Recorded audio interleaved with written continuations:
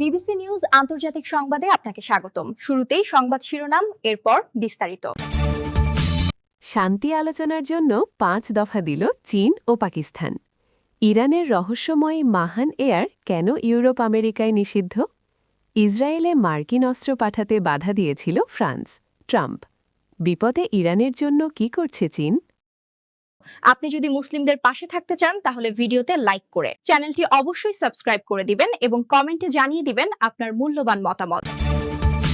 শান্তি আলোচনার জন্য ৫ দফা দিল চীন ও পাকিস্তান। ইরানে ৩২ দিন ধরে আগ্রাসন চালাচ্ছে যুক্তরাষ্ট্র ও ইসরায়েল। সাধ্যমতো সমুচিত জবাব দিচ্ছে তেহরানও। এই সংঘাত বন্ধে শান্তি আলোচনার উদ্যোগ নিয়েছে পাকিস্তান, তুরস্ক ও মিশর। বিষয়টি নিয়ে ইসলামাবাদে একটি বৈঠকও হয়েছে। এরপরেই পাকিস্তানের পররাষ্ট্রমন্ত্রী ইসহাক দার বেইজিং সফর ও দেশটির পররাষ্ট্রমন্ত্রী ওয়াং ইয়ের সঙ্গে বৈঠক করেছেন। পরে তারা যৌথভাবে শান্তি আলোচনা শুরু করার জন্য ৫টি দফা ঘোষণা করেছেন। পরিবেশে শান্তি পুনরুদ্ধারে চীন ও পাকিস্তান ৫ দফা প্রস্তাব দিয়েছে। বেইজিংয়ে আলোচনার পর ওয়াং ই এবং ইসহাক দার পারস্য উপসাগর ও ইরানে শান্তি ও স্থিতিশীলতা পুনরুদ্ধারের লক্ষ্যে এই ৫ দফা উদ্যোগ প্রকাশ করেছেন। ৫টি দফা হল নিম্নরূপ। চীন ও পাকিস্তান অবিলম্বে শত্রুতা বন্ধ এবং সংঘাত ছড়িয়ে পড়া রোধে প্রচেষ্টার আহ্বান জানিয়েছে। ইরান ও উপসাগরীয় দেশগুলোর সার্বভৌমত্ব ও নিরাপত্তা নিশ্চিত করে যত দ্রুত সম্ভব শান্তি আলোচনা শুরু করা উচিত এবং তারা এই আলোচনা শুরু করতে সব পক্ষকে সহায়তা করবে। বেসরকারি নাগরিক এবং অসামরিক লক্ষ্যবস্তুর ওপর হামলা অবশ্যই বন্ধ করতে হবে। হরমুজ প্রণালীর নৌ চলাচল পথ নিরাপদ রাখতে হবে। জাতিসংঘ সনদের সঙ্গে সামঞ্জস্য রেখে একটি ব্যাপক শান্তি কাঠামো প্রতিষ্ঠা করতে হবে। আপনি যদি মুসলিমদের পাশে থাকতে চান তাহলে ভিডিওতে লাইক করে চ্যানেলটি অবশ্যই সাবস্ক্রাইব করে দিবেন এবং কমেন্টে জানিয়ে দিবেন আপনার মূল্যবান মতামত। ইরানের রহস্যময়ী মাহান এয়ার কেন ইউরোপ আমেরিকায় নিষিদ্ধ? ইরানের মাশহাদ বিমানবন্দরে চলতি সপ্তাহে এক মার্কিন বিমান হামলায় দেশটির বেসরকারি বিমান সংস্থা মাহান এয়ারের একটি উড়োজাহাজ ক্ষতিগ্রস্ত হয়েছে।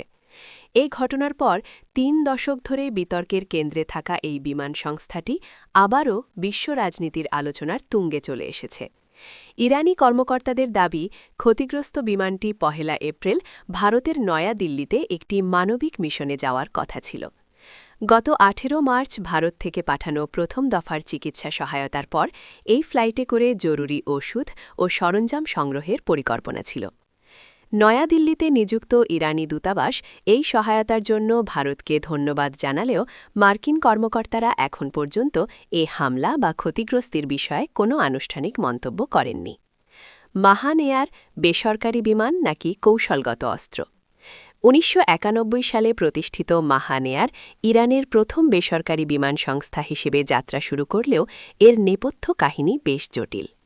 আন্তর্জাতিক মহলে দীর্ঘকাল ধরে অভিযোগ রয়েছে যে এই সংস্থাটি ইরানের ইসলামিক রেভলিউশনারি গার্ড কর্পস বা আইআরজিসি, বিশেষ করে তাদের এলিট কুদস ফোর্সের লজিস্টিক শাখা হিসেবে কাজ করে।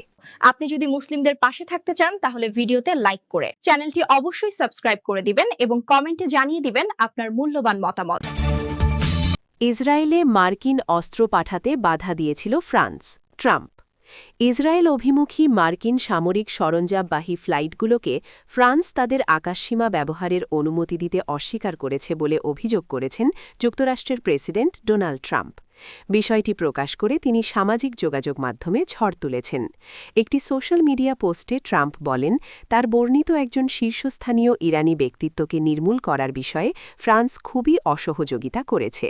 এর আগে রয়টার্স অজ্ঞাত সূত্রের বরাত দিয়ে জানায়, গত সপ্তাহের শেষের দিকে এই অস্বীকৃতির ঘটনাটি ঘটে এবং ইরানে সংঘাত শুরু হওয়ার পর থেকে ফ্রান্স এই প্রথম এমন পদক্ষেপ নিল। আপনি যদি মুসলিমদের পাশে থাকতে চান তাহলে ভিডিওতে লাইক করে চ্যানেলটি অবশ্যই সাবস্ক্রাইব করে দিবেন এবং কমেন্টে জানিয়ে দিবেন আপনার মূল্যবান মতামত। বিপদে ইরানের জন্য কি করছে চীন? ইরানে যৌথভাবে আগ্রাসন চালাচ্ছে যুক্তরাষ্ট্র ও ইসরায়েল। গত ২৮ ফেব্রুয়ারি হামলা শুরু করার পর থেকে সমুচিত জবাব দিয়ে যাচ্ছে তেহরানও। সেই থেকে মধ্যপ্রাচ্যে ১ মাসেরও বেশি সময় ধরে চলা যুদ্ধের প্রভাব চীনেও পৌঁছেছে।